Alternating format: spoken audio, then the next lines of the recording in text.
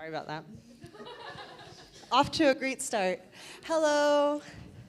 Welcome. My name is Paloma Lopez. I'm the Education Manager at the Indian Arts Research Center here at the School for Advanced Research. Thank you all for joining us today, and thank you for everybody tuning in on our YouTube channel. Since we have two speakers today, I will ask that you hold any questions you have until they've both had the chance to present. We are so excited to be able to hear from this year's Anne Ray interns, Alex and Olivera, and learn a little bit about what they've been up to over the past 8 months. Alex and Oli have been an incredible addition to the IARC team this year, and we are so grateful for the thoughtfulness, creativity, and joy that they brought to everything that they took on. And we consider ourselves lucky to be just a small part of the amazing careers that they have ahead of them. We'll definitely miss having them on campus, but are super excited to see what comes next for them. So we're going to start today with Alex. Before coming to SAR, Alexandria Hawley completed her Masters of Arts in Museum and Cultural Heritage at the University of Auckland.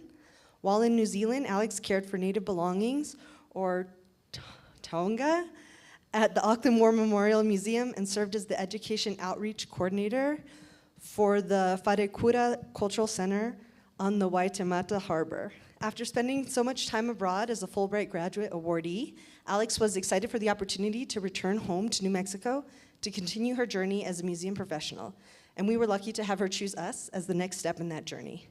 In her application, Alex expressed her views of the museum as a space for connecting with and learning from the treasures and knowledges left to us by our ancestors. While in residence, Alex has certainly helped us do our best to be such a space. So please join me in welcoming Alexandria Hawley.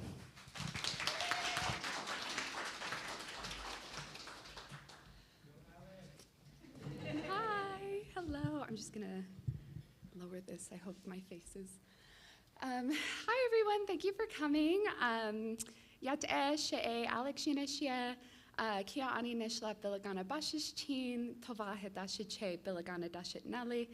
My name is Alex, and I have just introduced myself in Diné or Navajo language. And if there are any relatives in the audience, I look forward to connecting with you after this talk today. Just catch my breath. I am going to be speaking about my experiences this year, specifically my curatorial experience while in Santa Fe, that I am just now seeing the closing of throughout this month. So this is the first of many exciting events in the coming weeks. I completed my undergraduate education at Dartmouth College, where I received my Bachelor of Arts in Anthropology and Native American Studies, and I was also a Mellon Mays undergraduate fellow at the time, which really shaped my sort of scholastic trajectory. And then I continued on a few years later. I received a Fulbright Fellowship to pursue a Master of Arts degree in Museums and Cultural Heritage at Waipapataumatorau, Auckland Museum, or I'm sorry, Auckland, the University of Auckland. Yes, and I just wrapped that degree up and came straight here, and I'll be returning to Auckland in September for my graduation ceremony. While in Auckland, I was also a teaching assistant in the art history department. As Paloma said, I worked part-time at Te Wharekura Cultural Center on Te Waitemata Harbor in Auckland. And I completed my Master of Arts Research and Writing at Auckland War Memorial Museum, Tamaki Paingahira. And I worked with the bead and quill work, 19th century floral bead and quill work in their collection there, and just felt very honored to be in that space. The photo here, oh, I'm sorry, excuse me, I skipped ahead. So this is just so I skipped a little bit of ahead, but this is just my friends and I at our graduation ceremony at Dartmouth. It was really a special time to connect with other emerging Native students that are doing really important work in their communities. So just want to acknowledge just the women that shaped my time while in my undergraduate studies. And then the far photo it was taken at the United States Embassy in Wellington, New Zealand, where we had our closing sort of ceremony and reception with Ambassador Udall and his wife. And it was really exciting. Jill Udall is an enthusiast of Indigenous art, and so this Cara Romero piece behind me was really exciting to connect with. There was sort of a private curated collection of North American and Maori art in the embassy. So it was a full circle moment when I returned to Santa Fe because this Cara Romero piece was on display at the Wheelwright Museum, which I will speak about a little bit later, but I did spend a good amount of my time there.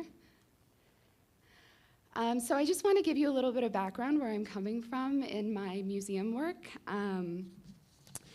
My maternal family is from Shiprock, New Mexico. I was born and raised outside of Ogden, Utah. And these photos just sort of encompass, I guess, my view, my world. So this top photo is my great-grandmother, Bertha Lee, who I might just have to just acknowledge her and move forward because I might get emotional. This bottom image is actually from a dye workshop that I did online with the Teller sisters. So Barbara Teller Ornelas and Linda Teller Pete did an online course with the Heard Museum in 2021. And that was the first time I had experimented with natural dyes. And this was taken in 2021, I want to say, this photo. And then just across in that top corner is my niece participating in sort of that experimentation, and just is a good, I think, solid representation of what weaving is and what it means to me.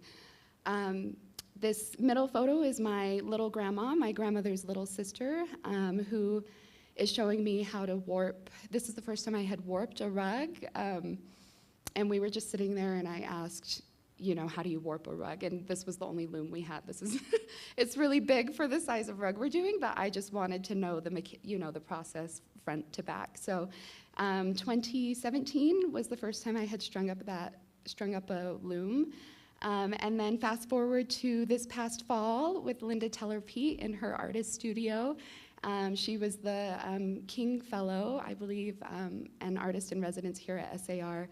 And it was really just a blessing and a pleasure to weave in her space and to have access to her. That it was a huge highlight of my time here to be together with Linda and Belvin, so ikiahe to both of them. So like I mentioned, I'm going to be speaking a bit about my curatorial experience.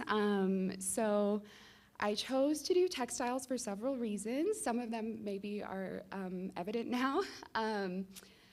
Pictorials in particular, because that is just what the women in my family have leaned into weaving, at least in our memory as such. So my mom, when I started experimenting with weaving, I learned a lot about my family that I had no idea about, and this was in my 20s.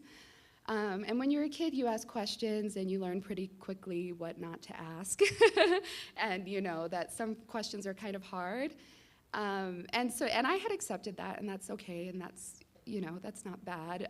But it was very noticeable when I started weaving and engaging with Diné textiles. A lot of memories came forward that I had never heard before. A lot of, my mom was sharing memories, my grandma was sharing memories. And one of those my mom likes to always mention is that my great-grandmother would often weave wedding gifts for young couples with their family names on it, sort of within that design. And I think in general, pictorial textiles don't always get that kind of recognition or attention.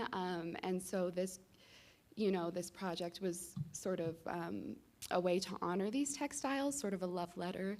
And also to honor the women in my family that weave in this way. So these are two that are in the exhibition. I included the one with initials as sort of a nod to my great-grandmother, and then this is a pictorial of Shiprock, which is where my family comes from. Let's see. And so I had titled this exhibition, which will be online, forthcoming, The Southwest Diaries. And as I've mentioned, it really is to honor this practice of pictorial weaving and really recognizing that it is a manifestation of a woman, the weaver's world that is around her is very thought out, right? Incredibly thought out, and takes a lot of time to bring these images to life. So it really does speak to who they are and what, the context is around them at this time. And this pictorial is so fabulous, and I love that there is a lot of references to home and just layered ways of being. So another reason why I chose to focus on textiles is because they require a lot of work. They require a lot of time and attention and care, and that's not a bad thing, but they do require that sort of focused attention that isn't always feasible in the museum, right? They take up space. Many have been treated with harmful chemicals such as arsenic, and so we have to be very careful about cross-contamination. So they take a long time just to bring out, just to bring out of storage, just to unroll. And so when we were selecting our curatorial sort of focus for the online exhibition project, I knew I wanted to do all textiles because I could maximize the amount of textiles that I would be able to unroll and interact with and get some fresh photos of, which also you can imagine is difficult. So unless there's a focused reason, time can go by before this happens. So these are just some other featured textiles, all for the most part from that turn of the century and then into the mid 20th century. And I also would like to point out that, right, we have artists once known for the majority of these textiles that you'll notice in the exhibition. And I think, that's another reason why I wanted to shine attention on the skill of their maker, because they are unnamed, and that is just the reality of the textile trade. So really it is a love letter, and I'm very excited for you all to read more about it, and I hope you enjoy the online exhibition. So shifting into sort of some other curatorial work that we've been up to, Olivera and I had the NRA interns are responsible for a fresh installation in the vault space at the Indian Arts Research Center. So we had curated and titled an exhibition across the two vaults. So taking place in two pedestals in Vault 1 and the painting bays upstairs. And then in Vault 2, there is one basket pedestal in that space. So the inspiration really started with the ceramic figures that you see in the back here, who are all, I should mention, all of the women artists in this exhibition are named, because I was thinking a lot about names, thinking a lot about women's work, and we're sort of working with these really beautiful figures, and we thought, oh, what if we do an exhibition of named women artists? And so that's really what shaped these pedestals and painting displays. So anyway, we started with these 5 figures. The Muses is the name of their pedestal in the back there. And then right here we have a jewelry pedestal. And we selected jewelry, again, as an act of care, because if you haven't been in the Indian Arts Research Center vaults, the jewelry space is sort of isolated from the rest of the open storage collection. And so they just don't get to be socialized quite as much as other, other collection, relatives in the collection. So we have a really spectacular selection, if I do say so myself, of jewelry on display for visitors to appreciate. And then upstairs we have paintings by women artists, all depicting women going about their day, whether that's tending to family, making pottery, working in ceremonies. So just really shining a light on the value of a woman's time and of her presence in her community. So we are both very proud of this and very excited for you all to see it. I hope you get a chance to. And then in Vault 2, we chose, the first time I think both of us saw this basket, we thought, this is the one. So this beautiful bingo basket is by Linda Aguilar, who is a Chumash basket weaver and a former artist in residence here. And this was really a tribute to my, I saw this basket and I thought of my grandmas, I thought of my aunties, and I I felt if they were to see this in person, they would just get a kick out of it. So it was fun to select this work, and we had entitled this pedestal Girls' Night Out. And really, really wonderful to see her sort of spread out in her display way. So I also, as part of the Anne Ray internship, I did spend 1 day a week at the Wheelwright Museum of the American Indian. I feel very grateful to have been taken under the wing of Hadley Jensen and Will Wrightingham, who are the two curators at the museum now. And I was incredibly honored to support them in their development of the Echoes exhibition, which is still on view now through June 8th. And really a wonderful display of contemporary Native American art. So I would encourage you to stop by and check out that exhibition. And I have also been just very honored to work on an additional upcoming exhibition with Marwin Begay, who is a master Diné printmaker, and his work will be on view in June, so maybe if you time it right. And so just feel very honored and grateful to have been included in these projects and to learn from Hadley and Will. And maybe not finally, but I do just want to mention with all of my spare time, I have been serving as a co-curator on the side with Isabella Robbins, who is a Diné scholar and also the current Lamont Fellow here at the School for Advanced Research. So we've been co-curating this exhibition for the Institute of American Indian Arts. And this will be for a group exhibition for the 2025 Master of Arts in Studio Arts thesis exhibition. This opens May 16th at 5 o'clock, and you're all invited. You're all welcome to join us and just visit with some really incredible and spectacular work.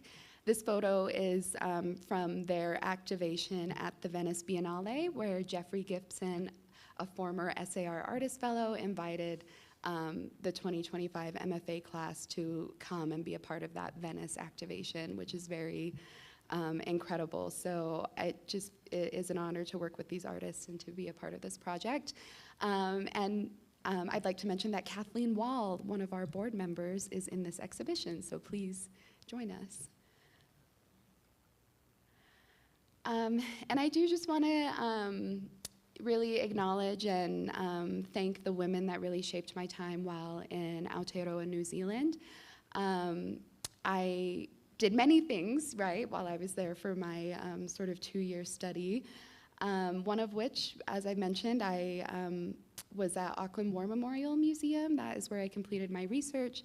And so this is myself and Ann Tozer here in the top corner, who was the collections manager at the time. I worked closely with Anne. I saw her every Friday, so I do think of her, as well as Andrea Lowe, who is the world's curator, which included the North American Tonga or relatives of materials in their collections. So really ngā mihi to both of these women for really welcoming me, and really just I was so surprised by the amount of access, and I think this is really where my standards kind of came a little higher in terms of Indigenous engagement in museum institutions and collecting institutions. So I'm very grateful to these women. And then here in this corner is myself and Dr. Nganino Ellis, who is the professor in the art history department, and who I also served as a teaching assistant for.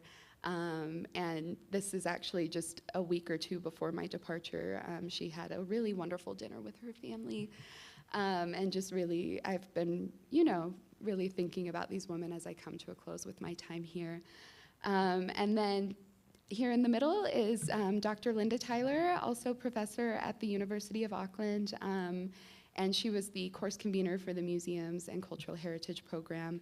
And this is actually us on our way to the Auckland airport at the end of I had turned in my thesis and I was on my way out. So I'm really grateful that we got this photo together. And then in this top corner, I was in Wananga with a lot of really beautiful, wonderful women, but I didn't get photos with everyone. But this is Dr. Hinekura Smith.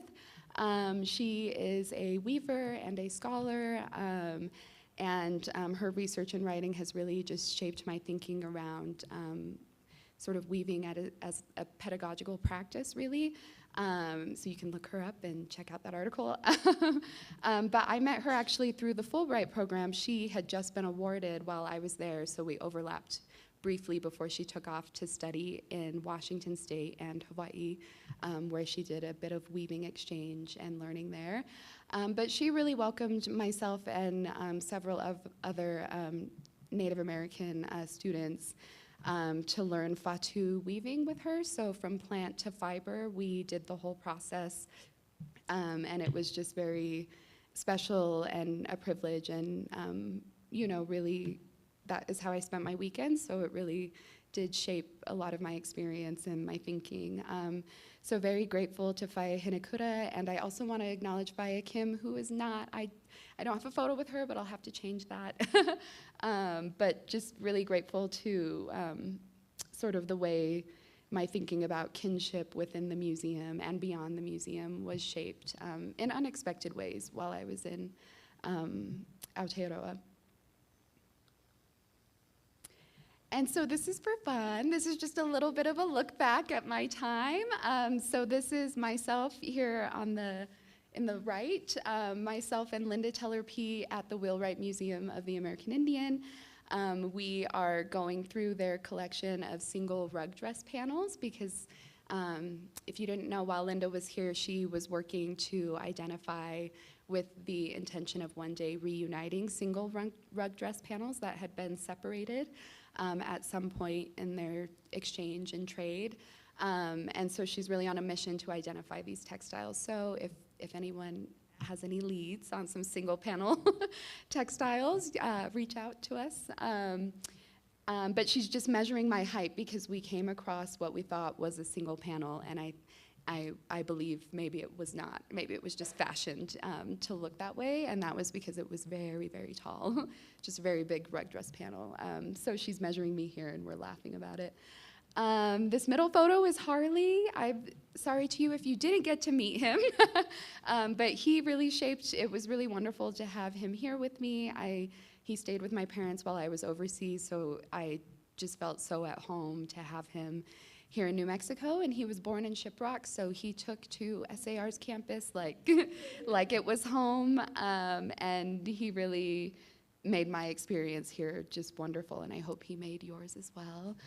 And then this far photo was taken on Indigenous Peoples Day at the Santa Fe Plaza. We were in line for Indian tacos, Olivera and I, and just it was exciting every day. It was such a blessing to be home and in New Mexico after spending so much time away. So just very grateful for the experiences here, and very grateful for your time and for letting me share. So thank you. You can follow along with me. You can follow me on Instagram, or you can email me and we can exchange personal emails if you're curious about my studies or my work. And I will be leaving SAR to pursue a Native American fellowship that I've been awarded at the Peabody Essex Museum. So I'll be there for 9 weeks over the summer, and very excited to get to know their collections and see where we go. Yeah, so thank you.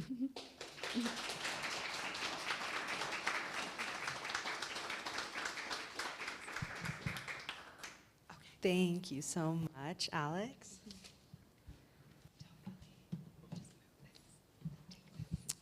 Okay, so we're just going to move right along to Olivera. Olivera Masters came to us last September, fresh off receiving her Master of Science in Anthropology with a concentration in archaeology from the University of Utah in Salt Lake.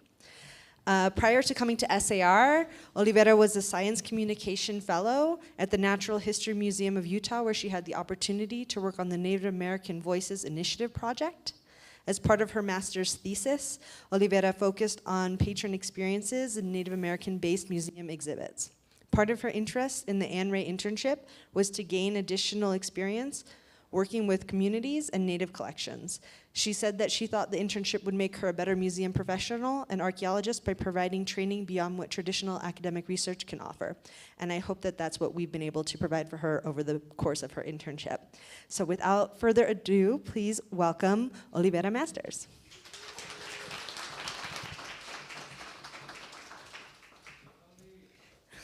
Thank you for that wonderful introduction. I think I'm gonna, presentation. Oh, lovely. As Paloma mentioned, my name is Olivera Masters, and along with Alex, I have been the other Anne Ray intern here since September. So just to start off a little bit, I'd like to introduce myself.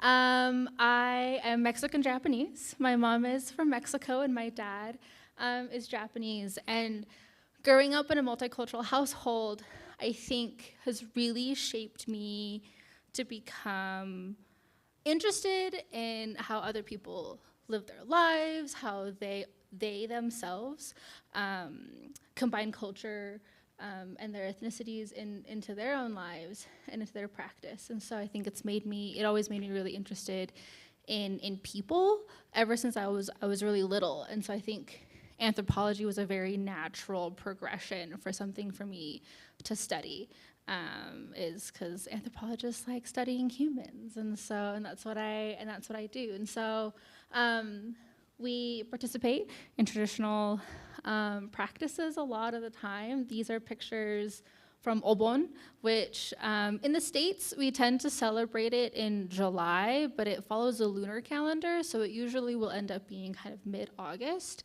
when they celebrate in Japan, but usually like cultural centers in the States will celebrate it earlier so everyone can go home, because it's a really important holiday that you welcome the spirits of your ancestors back into your homes, and you commune with them. And so we dance to celebrate our ancestors. And I get to wear my yukata, my cotton dress that I wear is from my grandma that I get to wear. And then my aunt is with me in this photo, and then her daughter, my little cousin Violet, who I think is going to be the best dancer out of us all. One day. She's very strict about practicing, and she's always very insistent that we have to practice every year, which is very cute. And then you see my mom in the middle with little Violet. My mom dances folklorico. She has ever since she was really little. At one time, I think she could dance every single dance from every state in Mexico, which is incredibly impressive. And she also makes her own costumes. She makes her own dresses. So she made that top, which is really awesome. And she's made some other dance costumes that she wears. And she's fabulous, and I hope to be like her one day. So it's a little bit of who I am and where I'm coming from, to kind of offer some context of who I am as a person, and how I kind of see the world as well. So continuing on a little bit, I, like Paloma mentioned, am an archaeologist. The person who introduced me to archaeology was my dad. We were driving back from a trip from Arizona when I was little, and we stopped at Sunset Crater, like State Park, I think is what it is.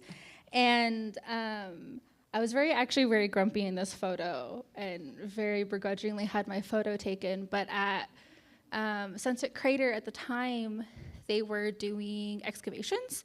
I don't know who or what university or where they were doing it, but the park ranger who was there was showing us around and telling us about these excavations that were happening. And I thought it was the absolute coolest thing in the world. My mind was absolutely blown. And I was like, you can do this for a job? I was like, whoa. And I was like, that's what I want to do. And I have a very vivid memory of there are some of the ventilation shafts that are still functional. So there's shafts that are dig really, really deep into the ground. And once a breeze comes through one end, a cool breeze will come out the other end. So it acts as a natural air conditioning. And it was so, so, so hot that day. And then I felt that breeze. And I have a very, very vivid memory of that. And I think that was the moment when I was like, I wanted to be an archaeologist. But then fast forward, or actually backtrack a little bit, to the person who introduced me to museums and collections was actually my mom. So my mom relayed this story. I don't actually remember it, but she said that I grew up in Salt Lake City, Utah, we lived really close to the university. And if you know the campus at all, there's President's Circle, and at a long time ago, about 10, almost 15 years ago, the Natural History Museum was at the bottom of campus. It was really accessible right there at President's Circle. And my mom would push me up in the stroller to go visit the museum. So one time when we were at the museum, one of the docents was showing us around and saying, oh, what we have on exhibit is only like 10% of what is actually in the collections. Like there's so much more in the basement. At the time, everything was in the really kind of musty basement there. And I was like, okay, well then like show me. Like why aren't we going? I want to see. And she was like, that's not for little girls like you. And I got upset. And my mom had to drag me away because I was upset. And I was like, show me what you were telling me. You can't just tell me and not show me. And then fast forward to the tail end of my undergraduate career at the University of Utah is that I got a job working in collections at the Natural History Museum. And I was one of, I think, 5, maybe 10 people who had access, who had the privilege of having access to the collection space there. And so I felt like I really vindicated. I was like, I showed her that whoever that is. And so yeah, I've loved archaeology, for a long time. And it was since this picture, it's fun to have a picture of the moment when I decided to be an archaeologist. And now I'm here as an archaeologist. But I also like working in collection spaces. So something that I've done is kind of work the two together in my practice. And I'll talk a little bit about that.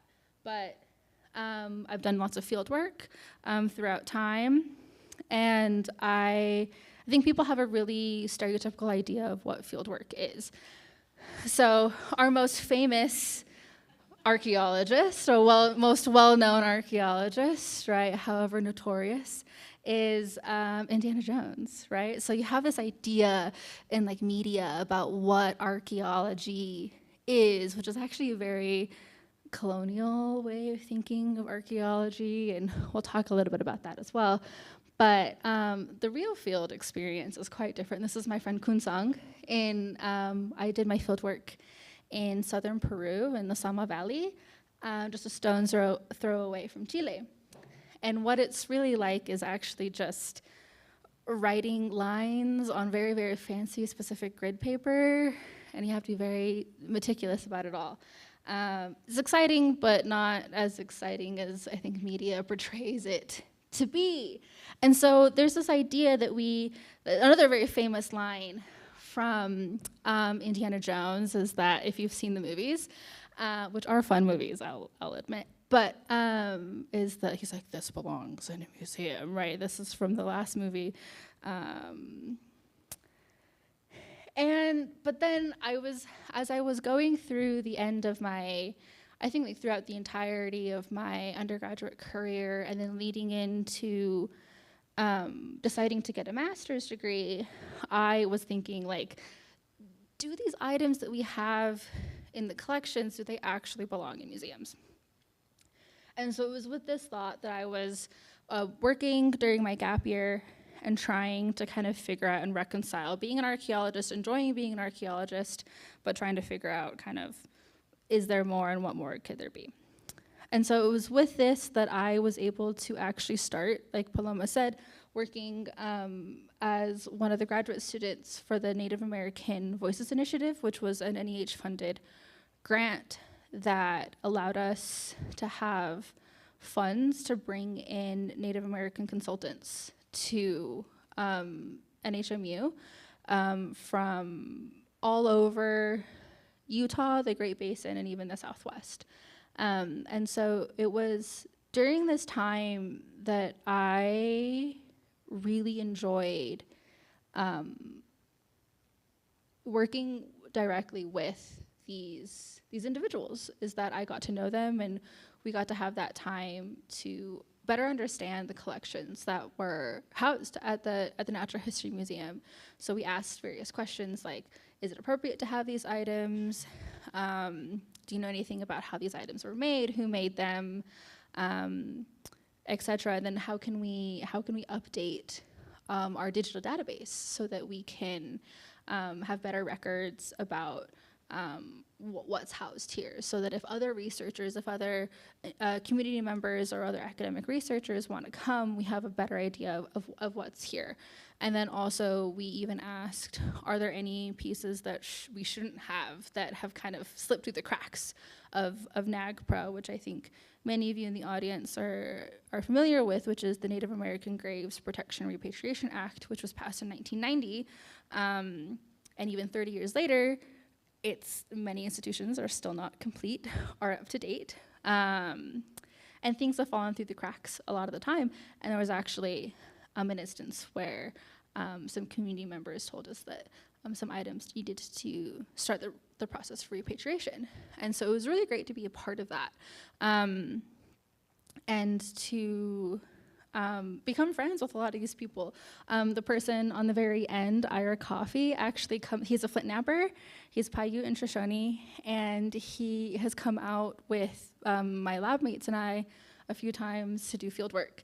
And it's awesome to have a Flint Napper when you're out doing field work, because he can answer so many questions when you're in the field, finding projectile points and debitage.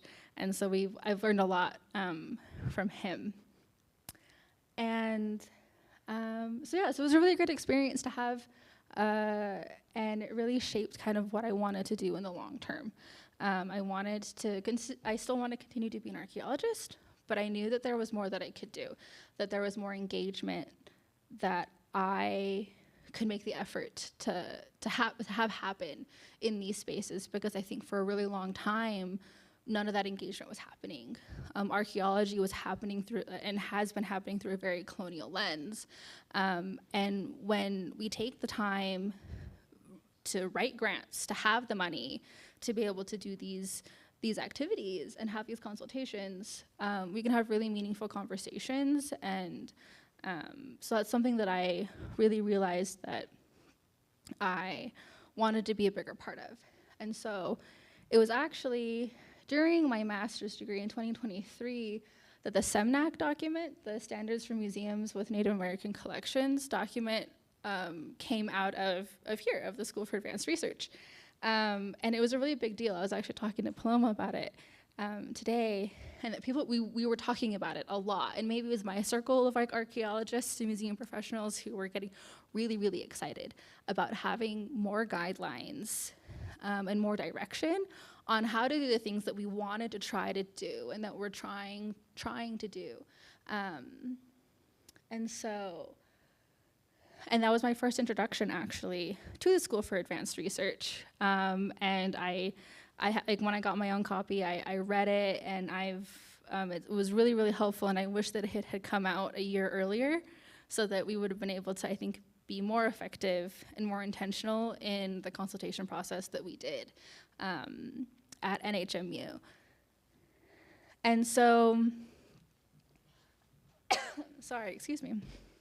And so after that, I actually had a friend who was from New Mexico, who knew about the School for Advanced Research, and who knew about the Ayn Rand